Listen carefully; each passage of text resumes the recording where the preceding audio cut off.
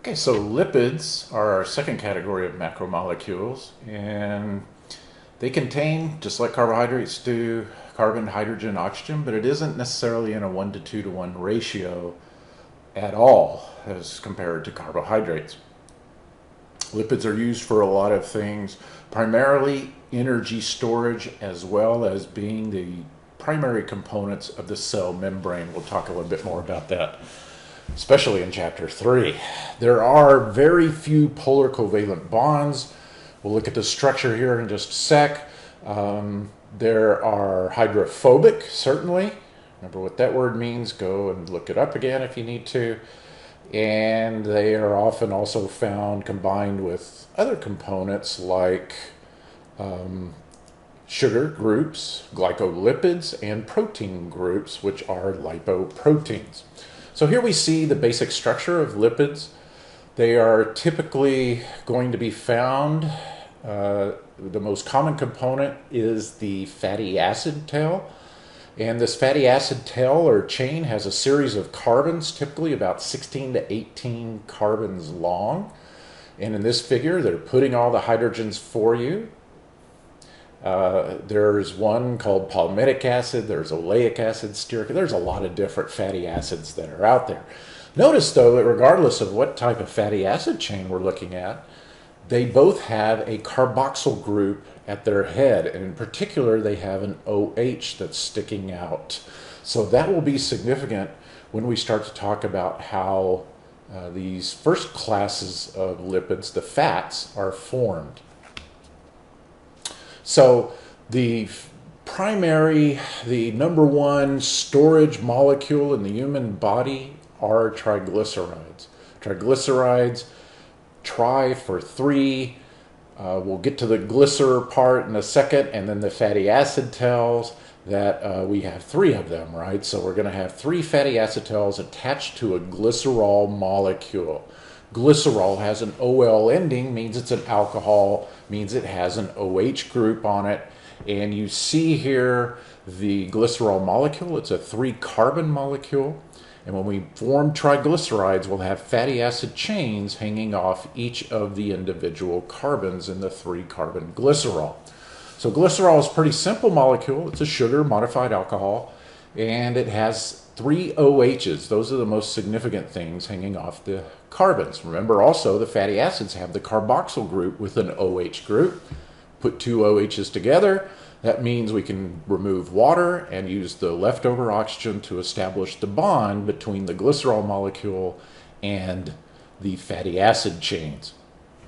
And that's precisely what we do in dehydration synthesis, or the formation of these very common energy-saving molecules, if you will, that are triglycerides. Triglycerides are incredibly important. The ability to store these molecules is almost unlimited, and we store them in fat cells called adipose cells. The adipose cells can shrink to very small sizes, or they can grow to very large sizes, depending on how much fat we're going to be storing at any one time.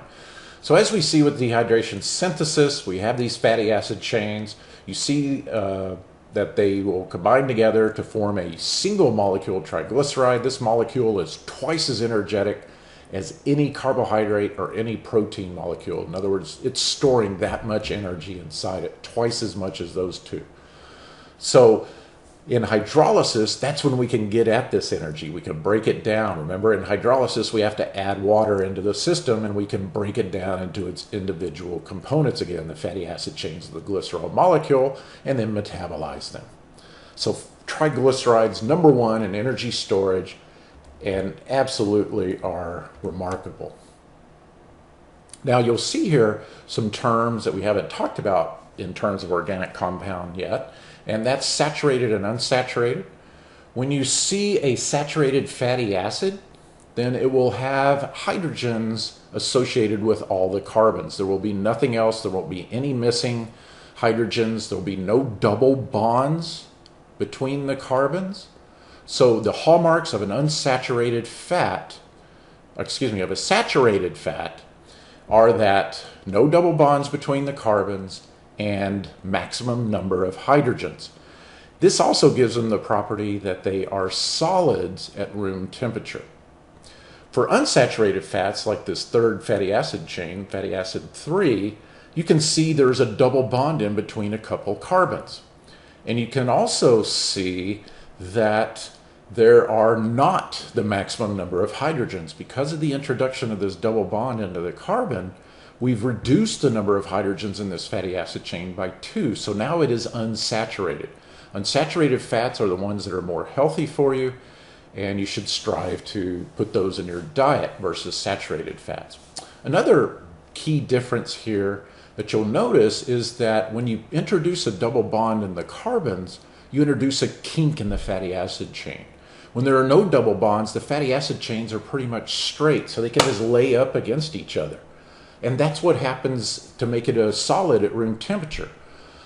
But unsaturated fats are not solids at room temperature, they're liquids. And this is because of this kink introduced by these double bonds, this digression from being linear. And because of that, it doesn't allow the 3 fatty acid chains to lay right against one another. They have some space in between them. And this is what causes them to be unsaturated and liquids at room temperature. All right, so all kinds of good stuff with fats. We certainly want to think about that. We'll come back to it in AMP2 when we talk about metabolism, but triglycerides, number 1 energy storage molecule in the body. The second major type of lipid is the phospholipid. Phospholipids are similar to the triglycerides we just talked about, but they have a key difference.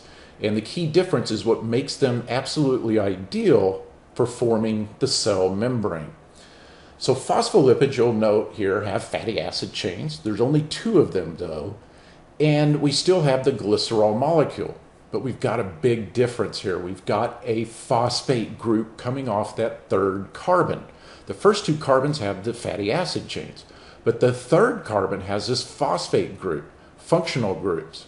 Functional groups are often charged, and you know that if something is charged, then it is capable of being dissolved in water. Water likes it. So this introduces a whole new wrinkle. Triglycerides are not hydrophilic, they are hydrophobic. But phospholipids have this kind of dual personality. On the one side, they have the phosphate group that makes that portion hydrophilic. But on the other side of the glycerol molecule, we have the 2 fatty acid chains that make it hydrophobic. So this molecule is called amphiphilic or amphipathic. Either term is fine, and it just means that it has 2 different types of domains in it. One for interacting with water, one for not interacting with water. And we'll talk about why that's so important. Well, let's go ahead and look at it a little bit here. In B, you can see the simplified way to draw a phospholipid, just a circle with 2 chains hanging down off of it. That's the simplistic way to do it, and you'll see that when I draw it. And then in C, we are observing its arrangement in the cell membrane.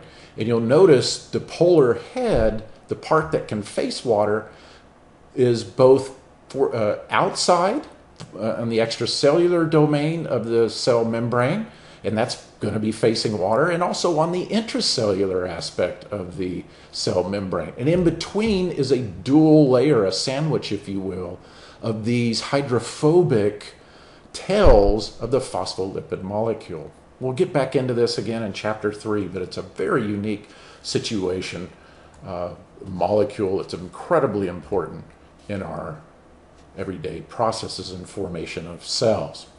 The last major type of lipid that we're going to discuss are the steroids or sterols. And steroids or sterols have, that's their hallmark and claim to fame, they all have 4 ringed structures. You'll notice for all these examples here, there are 4 rings. They have different things hanging off those rings, but nonetheless, they all have the 4 rings. And you'll see the cholesterol, that's a primary example, and all sex hormones, all steroid hormones are formed from cholesterol. It gets a bad name, but perhaps undeservingly so, because those are obviously very critically important to our existence.